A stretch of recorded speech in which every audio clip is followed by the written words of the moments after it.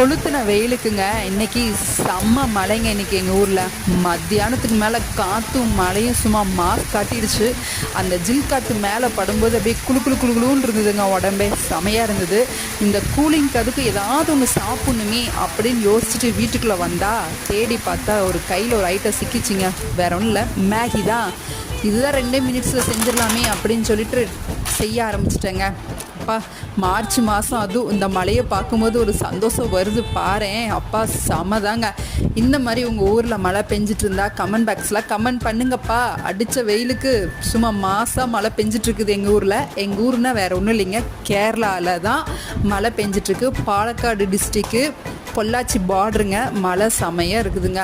அப்பா, இந்த வெயில் டைமில் இந்த மழையை பார்க்கும்போது எப்படி இருக்குது தெரியுமாங்க? சும்மா குளுன்னு இருக்குது. இந்த மழையோடு இந்த மேகியை வச்சு சாப்பிடும்போது சும்மா மாசாக இருக்குதுங்க.